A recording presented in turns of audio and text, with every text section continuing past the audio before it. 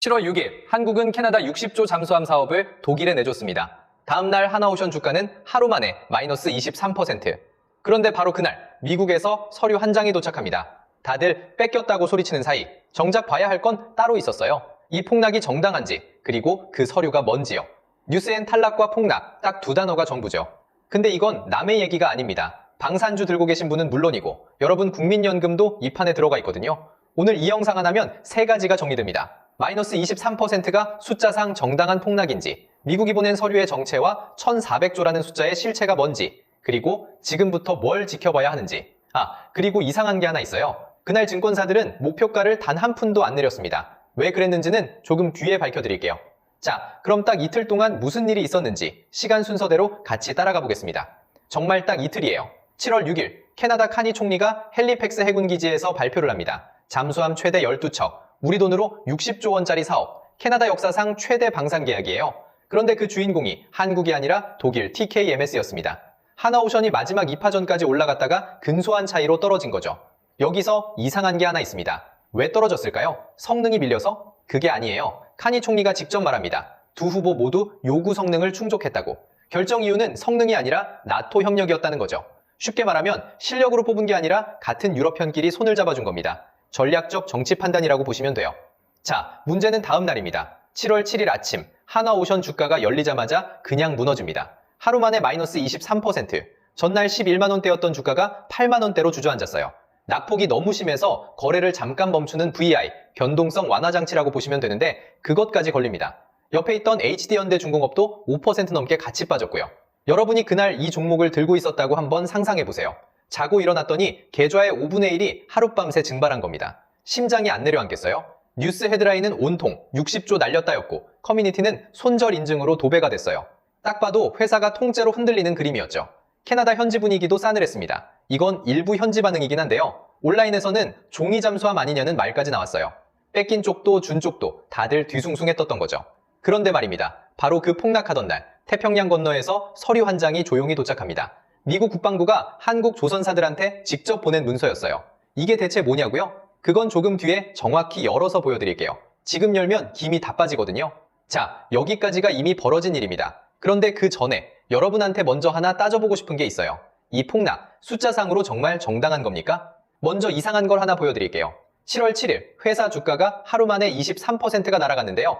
바로 그날 증권사들은 목표가를 안 내렸습니다. 대신증권은 13만 9천 원을 그대로 유지했어요. 주가는 8만 원대인데 전문가들은 여전히 이 회사 13만 9천 원짜리다라고 본 겁니다. 오히려 뭐라고 했는지 아세요? 과도한 하락이라고 진단했어요. 폭락한 날 매수 기회라는 리포트가 나온 겁니다. 이상하지 않으세요? 그래서 제가 숫자를 4개만 뜯어봤습니다. 첫째, 실적. 하나오션 2분기 매출 전망이 4조 9천억 원입니다. 1년 전보다 얼마나 늘었을까요? 49.8%예요. 거의 50% 성장입니다. 캐나다에서 떨어졌다는 그 회사가 같은 분기에 매출을 절반 가까이 키우고 있었던 거예요. 회사의 몸통, 그러니까 실체는 멀쩡하다는 뜻입니다. 둘째, 곳간. 이 회사가 이미 받아놓은 일감, 수주잔고가 얼마인지 아세요? 방산 빅4 기준으로 120조 원이 넘습니다. 캐나다 60조를 아예 계산해서 빼도 곳간은 이미 가득 차 있어요. 캐나다 하나 놓쳤다고 텅 비는 곳간이 아니라는 겁니다. 셋째, 이게 뉴스가 잘 안 짚은 부분인데요. 하나오션, 완전히 떨어진 게 아닙니다. 탈락했다는데 무슨 소리냐 하실 텐데요. 그게 아니라는 설명을 드릴게요. 하나오션은 후순위 공급자로 남아있어요. 대기 명단에 이름을 걸어둔 상태라고 보시면 됩니다. 그래서 만약 1등인 독일 TKMS가 캐나다랑 협상하다 틀어주면요. 그때 다시 하나오션 차례가 돌아옵니다. 문이 완전히 닫힌 게 아니라 살짝 열려있는 거예요. 넷째, 왜 떨어졌느냐? 성능에서 진 게 아닙니다. 카니 총리가 직접 말했어요. 두 후보 모두 요구 성능을 충족했다. 근소한 차이였다. 그럼 뭘로 갈렸을까요? 나토, 그러니까 유럽 안보동맹의 정치 논리였습니다. 미국 의존을 줄이고 유럽이랑 손잡자는 판단이었어요. 실력이 아니라 편가르기로 밀린 겁니다. 여기서 마스터 비유 하나 드릴게요. 오디션 프로그램을 떠올려보세요. 노래를 똑같이 잘했는데 심사위원이 이번엔 발라드 말고 댄스 지망생을 뽑기로 했어요 하면서 떨어뜨린 겁니다. 실력 점수는 그대로예요. 심사위원 사정으로 떨어진 거지 노래를 못해서 떨어진 게 아니라는 거죠. 그래도 이렇게 말씀하실 분 계실 거예요. 그래도 60조를 날린 건 팩트 아니냐고요. 맞습니다. 눈앞에 계약 하나를 놓친 건 사실이에요. 근데 여기서 헷갈리시면 안 되는 게 있어요. 주가가 23% 빠졌다는 건 회사 가치의 23%가 사라졌다는 뜻이잖아요. 그런데 매출은 50% 늘고 곳간은 120조가 차 있고 자리는 후순위로 남아 있어요. 사라진 건 회사가 아니라 그날 시장에 퍼진 공포였던 겁니다. 무슨 말씀을 드리고 싶냐면 마이너스 23%는 실적의 붕괴가 아니라 심리의 폭락이었다는 거예요. 사실 우리 이 장면 전에도 2번 봤습니다. 2화에서 좋은 뉴스에 오히려 주가가 빠지던 환율이 실체와 따로 놀던 그 장면. 그리고 오늘 마이너스 23%까지.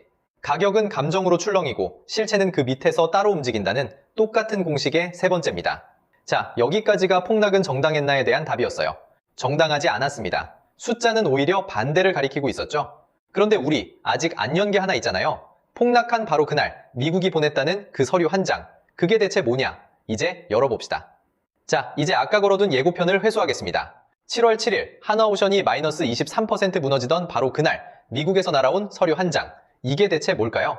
정체는 RFI, Request for Information, 우리말로 정보 요청서입니다. 미 국방부가 우리 조선사한테 너희 배 얼마나 빨리 만들 수 있어? 건조 실적이랑 설계 인력, 연간 건조 능력 좀 제출해봐 하고 물어본 문서라고 보시면 됩니다. 그런데 여기서 제가 먼저 못을 하나 받고 가겠습니다. 이거 계약서 아닙니다. 냉정하게 말씀드릴게요. RFI는 예선 통과 초대장이지 본선 우승 트로피가 아니에요. 미국이 주문했다가 아니라 미국이 물어봤답니다. 이걸 계약처럼 부풀리는 순간 저는 여러분을 속이는 거고 그럼 이 채널 보실 이유가 없죠. 그래서 단정 안 합니다. 자, 그럼 고작 물어본 게 왜 중요하냐? 물어본 시장의 크기 때문입니다. 미 해군이 앞으로 30년간 새로 뽑겠다는 배가 364척, 1년에 12척 꼴이에요. 여기 붙는 돈이 약 1,400조 원입니다. 어떠세요? 감이 잘 안 오시죠? 저도 안 옵니다. 그럼 우리 유치원생처럼 한번 계산해 봅시다. 방금 캐나다한테 뺏겼다는 게 60조였잖아요. 1,400조를 60조로 나누면 23배가 넘게 나옵니다. 온 나라가 마이너스 23% 폭락으로 술렁였던 그 사업이 지금 문 앞에 와 있는 시장의 23분의 1이라는 뜻이에요. 놀랍지 않으세요? 그런데 왜 하필 한국일까요? 자기 나라 조선소 놔두고. 이유는 단순합니다. 미국이 자기 배를 자기가 못 만들어요. 조선소 능력이 달립니다. 반대로 한국은 뭘 하냐? 제때 만들어줘요.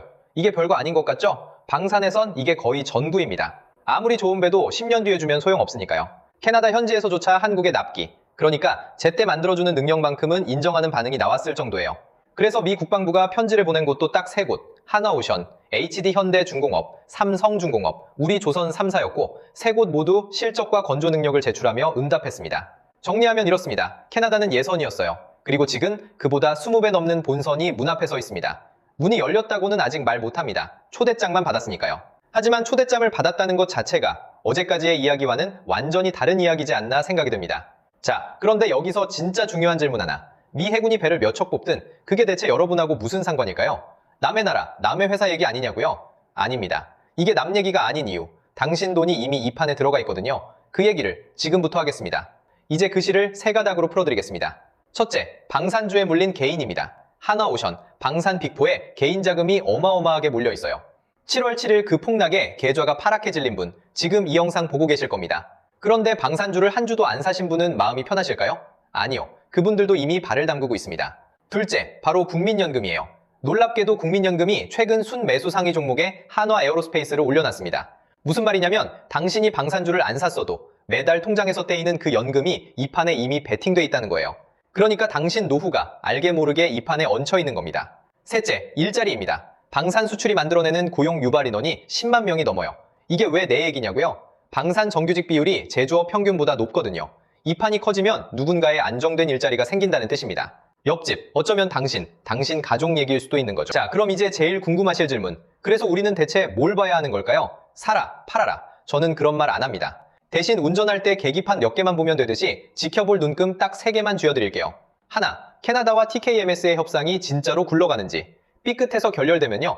후순위에 남아있는 우리 팀에게 다시 순번이 옵니다. 둘, 그 서류, RFI가 다음 단계로 넘어가는지. 정보 요청서가 정식 제안 요청서로 또 실제 계약서로 바뀌는 순간이 진짜 신호예요. 소개팅이 상견례로, 상견례가 결혼식으로 넘어가듯이 말이죠. 셋, 새 조선사의 수주 잔고 숫자가 어디로 움직이는지. 잔고가 불어나면 말이 아니라 숫자가 증명해주는 거니까요. 이 3개만 체크하셔도 다음에 또 빨간 자막이 떠도 여러분은 안 흔들리실 겁니다. 정리하겠습니다. 뉴스는 감정을 팝니다. 숫자는 사실을 팔고요. 60조를 잃은 그날 무너진 건 회사가 아니라 우리 심리였습니다. 실적은 멀쩡했고 문 앞엔 더 큰 손님이 서 있었으니까요. 마지막으로 여쭤볼게요. 여러분은 이번 폭락 위기로 보이세요? 기회로 보이세요? 댓글로 남겨주시면 다음 편에서 여러분 생각 같이 나눠보겠습니다. 아, 그리고 이건 확정된 사실에 근거한 해설이지 투자 권유가 아닙니다. 판단과 책임은 언제나 본인 몫이라는 것 꼭 기억해 주세요.